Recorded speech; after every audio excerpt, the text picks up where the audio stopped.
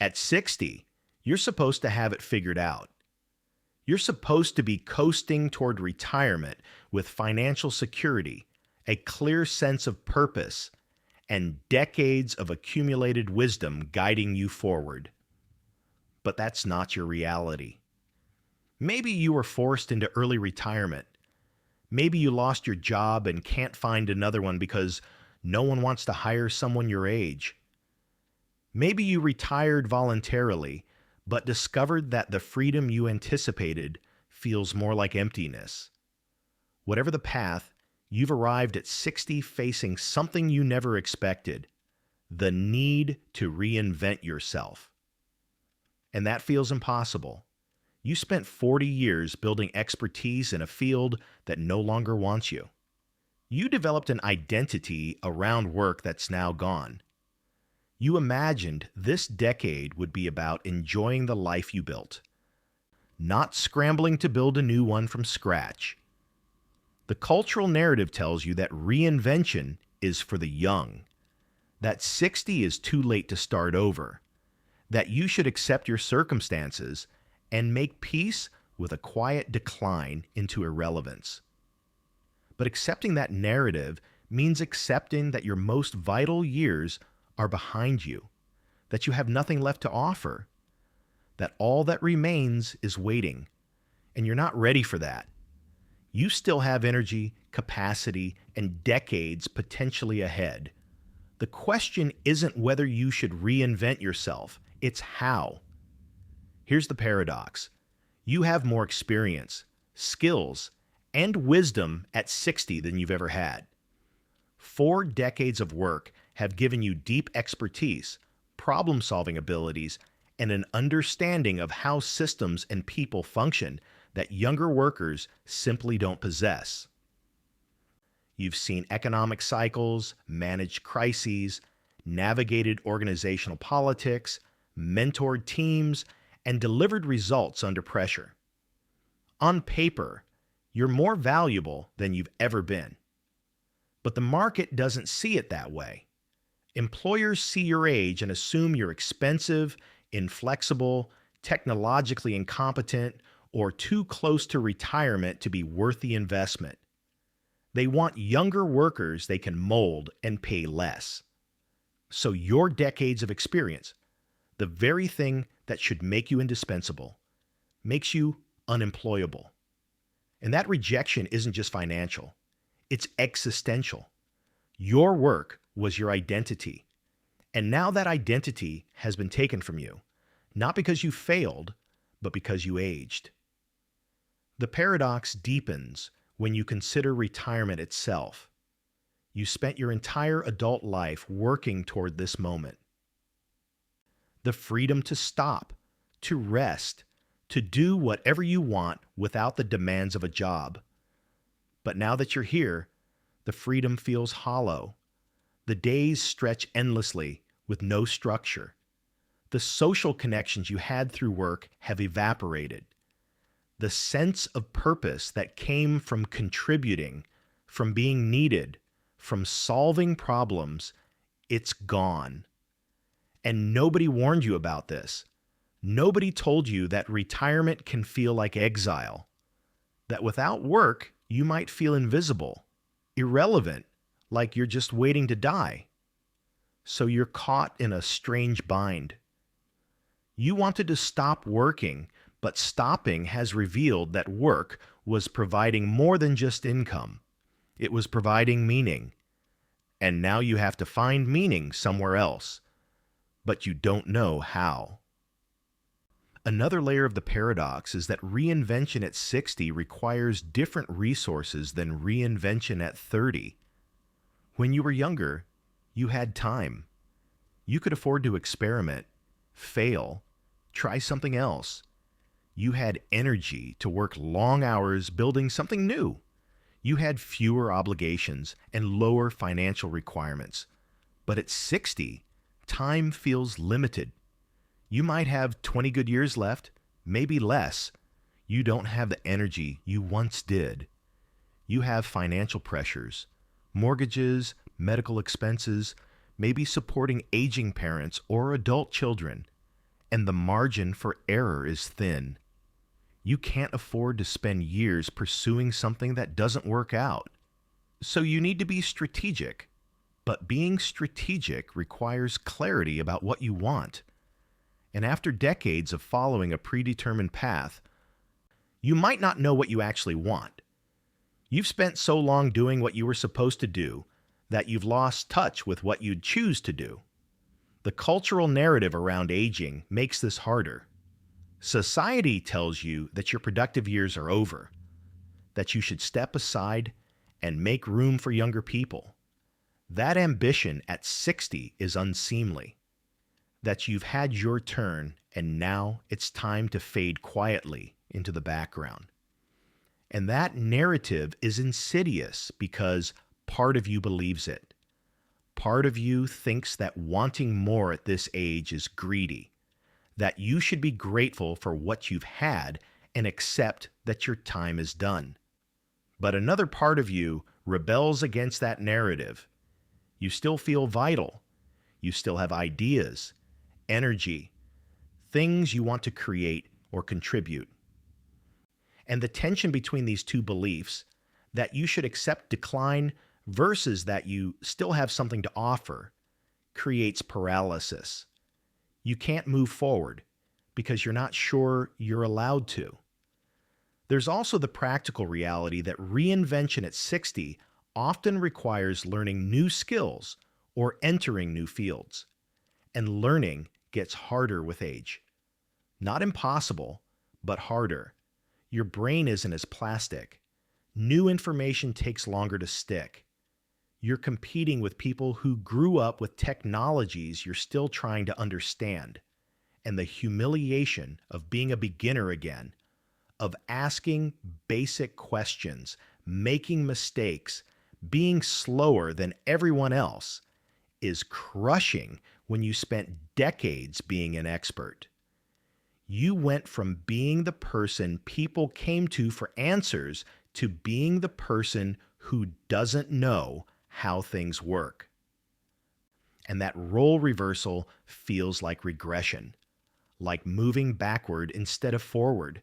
So you avoid it. You stick with what you know, even when what you know isn't serving you anymore. Because the discomfort of being a beginner feels worse than the discomfort of being stuck. The cruelest part of the paradox is this. The society that's telling you you're too old to reinvent yourself is the same society that's forcing you to reinvent yourself. You didn't choose early retirement or unemployment. It was chosen for you. And now you're being told to accept it gracefully, to not make waves, to quietly disappear. But you can't, because you still need income, purpose, connection. You can't afford to disappear financially or psychologically. So you're forced into reinvention while being told that reinvention at your age is inappropriate. And that contradiction, that you must change but shouldn't want to, is maddening. It leaves you feeling ashamed for wanting what you need, for refusing to accept that your life is essentially over just because you turned 60. Reinventing yourself at 60 begins with rejecting the narrative that you're too old. This isn't motivational nonsense. It's practical reality. You likely have 20 to 30 years ahead. That's not a brief epilogue. That's potentially a third of your life. And those years can be vital, productive, meaningful, or they can be spent in quiet resignation waiting for the end. The choice is yours. But making that choice requires rejecting the cultural messages telling you that your time is over. That ambition at your age is inappropriate. That you should be content with what you've had. Those messages aren't truth. They're just society's way of making older people invisible so younger people don't have to compete with them. And if you internalize those messages, you'll disappear. Not because you have to, but because you believed you should. The first practical tool for reinvention is conducting an honest inventory of what you actually have. Not what you've lost, not what you wish you had, but what you currently possess. You have decades of experience in your field.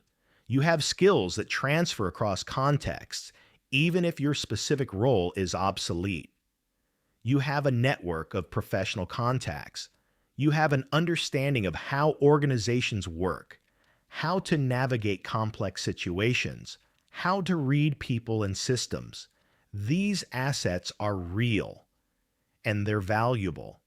The problem is that traditional employment structures don't know how to value them. So you have to stop thinking in terms of traditional employment.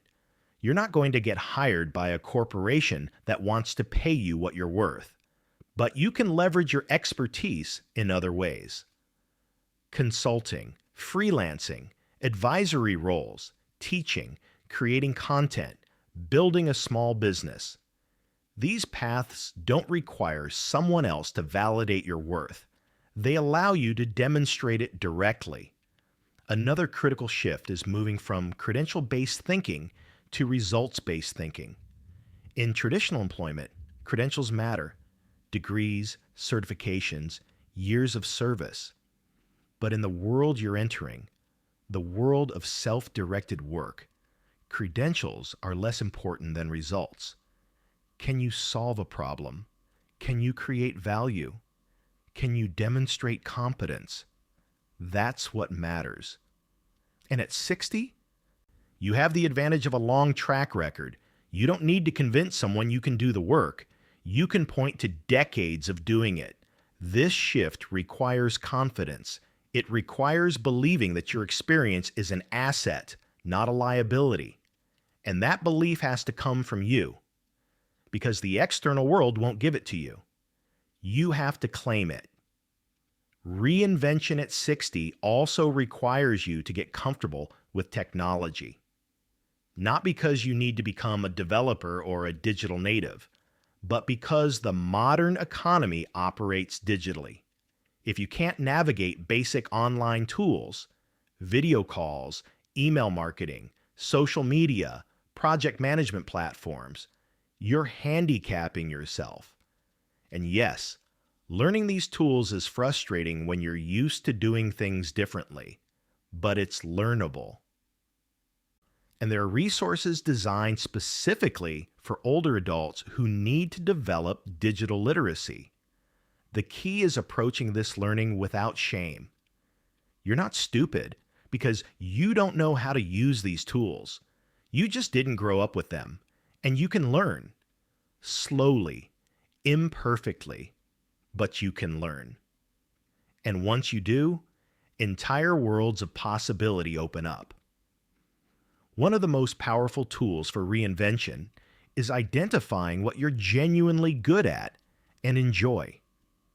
This sounds simple, but most people at 60 have spent so long doing what they were supposed to do that they've lost touch with what they actually like. They've optimized for income, status, security, and in doing so, they've ignored their natural inclinations. So you have to rediscover those. What did you love doing before work consumed your life?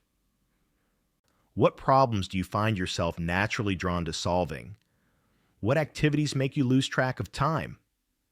These questions point toward your zone of competence and interest.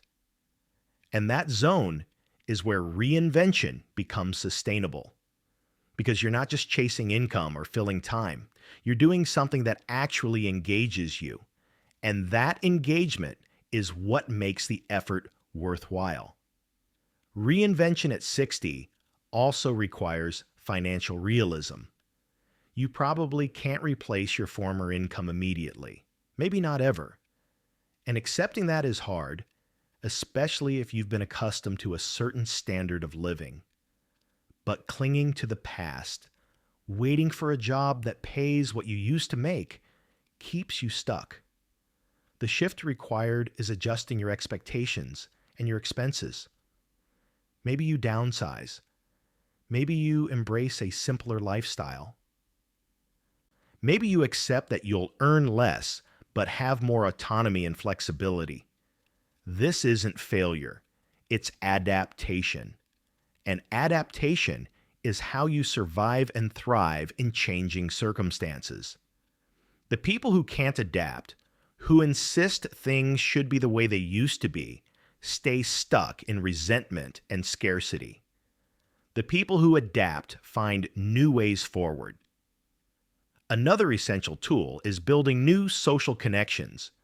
When you lose your job or retire, you lose the social structure work provided, the daily interactions, the sense of belonging, the casual friendships, and that loss is profound. Humans are social creatures. Without connection, you deteriorate mentally and emotionally. So you have to actively build new connections. Join groups related to your interests, volunteer, take classes, attend meetups. This feels awkward at first, especially if you're introverted or spent decades with the same social circle, but it's necessary. And you'll find that other people in your age bracket are also looking for connection. You're not alone in this transition. There are communities of people reinventing themselves at 60. Find them, join them, support each other. Reinvention also requires reframing failure. When you try something new at this age, it might not work. You might start a business that fails. You might pursue a path that turns out to be a dead end. And that failure will feel catastrophic because you don't have unlimited time to recover. But failure at 60 isn't the same as failure at 30. At 30, failure meant starting over. At 60, failure means learning what doesn't work so you can try something else. It's information, not verdict. And the people who successfully reinvent themselves aren't the ones who get it right the first time. They're the ones who keep trying despite setbacks, who treat each attempt as an experiment, who don't collapse into despair when something doesn't work but adjust and try again. One practical approach to reinvention is starting small. You don't have to quit everything and launch a brand new venture. You can start with a side project while maintaining whatever income or stability you currently have. Test ideas. See what gets traction. Build gradually instead of betting everything on one big change. This approach reduces risk and allows you to learn without catastrophic consequences. And sometimes, what starts as a small side project grows into something substantial. But even if it doesn't, you're moving. You're experimenting. You're actively engaged with your life instead of passively accepting whatever circumstances you've been handed. Another critical tool is mentorship, but in reverse. Instead of seeking mentors, people older than you who've already done what you want to do, seek reverse mentors. Younger people who understand the technologies and cultural shifts you're trying to navigate. This requires humility. You have to be willing to learn from people half your age, to admit you don't know things they take for granted. But that humility is what allows you to adapt. The people who can't learn from younger people stay trapped in outdated ways of thinking and working. The people who can learn from anyone, regardless of age, stay relevant. Reinvention at 60 also means accepting that your path won't look like anyone else's. The traditional career trajectory, steady advancement, retirement, pension, is gone for most people, and trying to recreate that structure in your reinvention is futile. You're building something different, something more flexible, more varied, more self-directed, and that path will be messy. It won't fit neatly into categories. You might do several things simultaneously, consulting, teaching, creating, volunteering. You might pivot multiple times, and that's okay. The goal isn't to find one perfect new career, it's to create a portfolio of activities that provide income, purpose, and engagement. And that portfolio will evolve as you learn what works and what doesn't. One often overlooked tool is storytelling. You have 40 years of experience. That experience is a story, and stories have value. People want to learn from those who've been through what they're going through. So consider how you can share your knowledge. Write, teach, speak, create courses, start a blog or YouTube channel. This isn't about becoming internet famous. It's about leveraging your expertise in ways that create value and connection. And the act of articulating what you know, of organizing your experience into teachable insights, clarifies your own thinking. It helps you understand what you actually have to offer, and it positions you as someone with valuable knowledge instead of someone past their prime. Reinvention also requires dealing with the grief of what you've lost, the career that ended, the identity that's gone, the future you imagined that won't happen. This grief is real and needs to be honored. You can't just push through it or pretend it doesn't matter. You have to feel it, process it, allow yourself to mourn. But then you have to move forward. Grief doesn't have to be permanent. It can coexist with hope and action. You can grieve what you lost while simultaneously building what comes next. And that balance, holding both loss and possibility, is what allows reinvention to be meaningful instead of just frantic distraction from pain. Another practical tool is physical health. Reinvention requires energy, and energy at 60 requires intentional effort. You have to move your body, eat reasonably well, sleep enough, manage stress. This isn't optional. If you let your health decline, everything else becomes harder. You won't have the stamina to learn new things, build new ventures, or engage with new communities. And physical decline accelerates mental decline. So taking care of your body isn't vanity or indulgence. It's the foundation that makes everything else possible. And yes, this is harder than it was at 40, but it's doable and it's necessary. Finally, reinvention at 60 requires patience with yourself. You're not going to figure this out overnight. You're going to have false starts. You're going to feel discouraged. You're going to compare yourself to where you were at the peak of your career and feel like you're failing. But you're not failing. You're learning.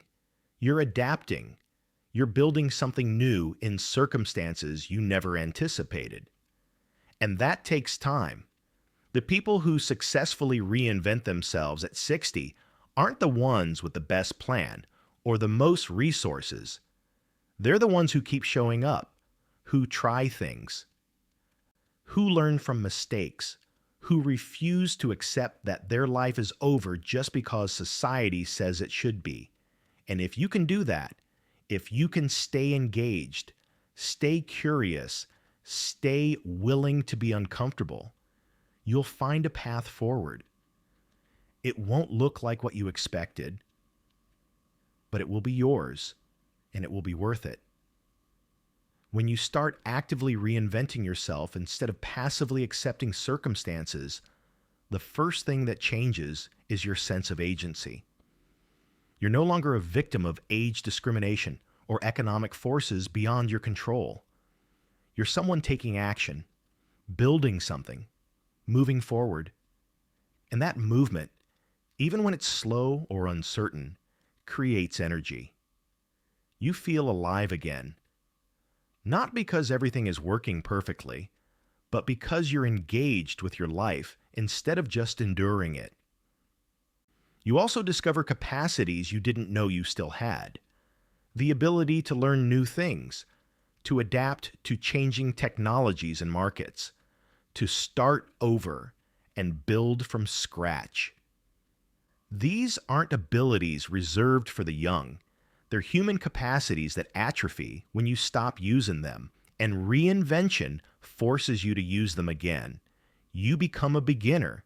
You make mistakes. You struggle. But through that struggle, you grow. And that growth proves to yourself that you're not finished. That age hasn't made you obsolete. That you still have something to contribute. Your relationship with identity shifts. You stop defining yourself by what you were and start discovering who you're becoming. And that discovery is liberating. You're not trapped in an outdated version of yourself. You're evolving, experimenting, trying on different roles and activities to see what fits. And some things won't fit. But that's fine, because you're in the process of becoming, not desperately clinging to what was. And that process, that willingness to be unfinished, makes life interesting again instead of just a slow march toward irrelevance. Over time, you build a life that's more aligned with who you actually are instead of who you were supposed to be. You're no longer following a script written by societal expectations or career trajectories. You're creating your own path, and that path might be unconventional. It might not make sense to other people, but it's yours. And that ownership, that sense of authorship over your own life is what makes the remaining years meaningful. You're not just passing time. You're living intentionally. And that intention changes everything. Reinvention at 60 isn't a luxury. It's a responsibility to yourself. You can accept the story that your useful years are over, that your role now is to stay out of the way, manage your decline, and not ask for too much. Or you can reject that story completely. You can decide that as long as you're alive, you have the right and the obligation to keep growing, contributing, and shaping your own life. That doesn't mean pretending you're 30. It means working intelligently with the reality of your age, your limits, your experience, your time horizon. It means choosing paths that respect your energy while honoring your remaining potential. You are not starting from zero. You're starting from experience, from everything you've learned, survived, and built. Reinvention at 60 isn't about erasing your past. It's about redeploying it, taking the skills, insights, and resilience you've gained and aiming them at something new. Something that fits who you are now, not who you were 20 years ago. And yes, it's intimidating. Yes, it's unfair that you have to reinvent yourself when you thought you'd be done fighting. But the alternative is worse. The alternative is slow emotional death, boredom, bitterness, regret. So treat this moment as a design problem, not a verdict. You don't need a perfect blueprint. You need a first step. One course, one project, one conversation, one experiment, then another and another. If you keep moving, keep learning, keep refusing to disappear, something will take shape. Not the life you planned. Maybe not the life you wanted at 25, but a real life. Your life, designed consciously in the years when most people give up. That act alone, choosing to reinvent when the world expects you to fade, is one of the most radical, powerful things you can do.